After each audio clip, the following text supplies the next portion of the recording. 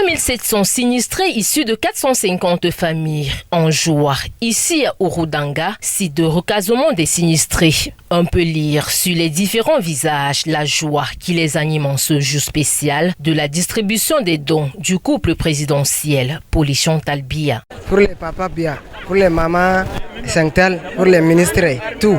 Je vous remercie. Aujourd'hui, là, alhamdulillah.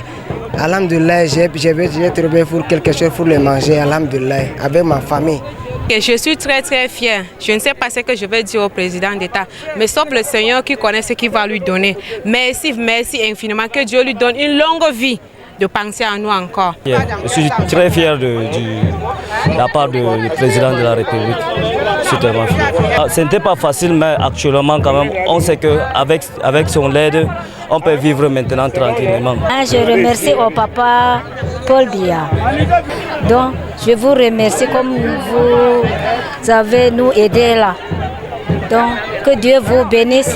La famille voulait nous tuer, mais je vous remercie. Je remercie mon président et sa femme pour ces dons. Mais cette année, quand même, on a perdu beaucoup de choses.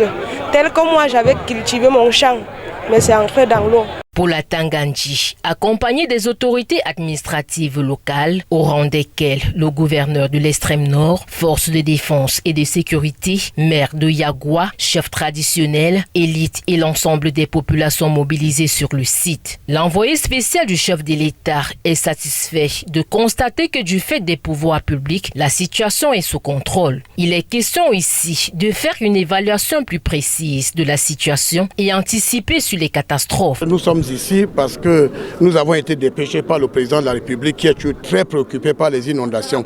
Le chef de l'État avec son épouse était déjà ici en 2012 lors des inondations et il avait donné des instructions.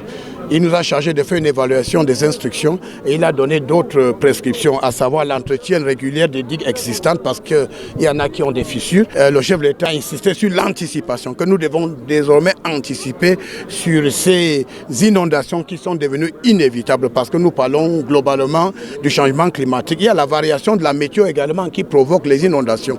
Donc avec les données que nous avons sur les bulletins climatiques, nous avons envoyé des équipes ici il y a un mois. Le gouverneur était sur le terrain. Et si la situation est sur contrôle et contenue, c'est grâce à ces mesures d'anticipation qui ont permis, n'est-ce pas, de localiser les sinistrés. Et aujourd'hui, maintenant, ils peuvent recevoir les dons sans grand risque. Le maire et les élites ne manquent pas de saluer la promptitude du chef de l'État et par la même occasion proposent des solutions locales pour porter une assistance aux personnes vulnérables de cette partie du pays. Pour les pluies, il faudrait qu'on envoie les eaux dans son lit. Donc il faut un système de drainage des eaux de la ville. Adapter également les cultures. Aujourd'hui, il y a des cultures qui s'adaptent aux inondations. Il y a des plantes qui aiment l'eau. Donc il faudrait qu'on varie les cultures qui s'adaptent à l'eau et qui, après le passage de l'eau, peut donc également nous donner une autre culture. Et je crois que une loi, elle est peut-être la bienvenue, mais je dis quand même que ce qui nous contente pour le moment, et surtout pour une population qui était dans une désolation totale, est aujourd'hui satisfaite.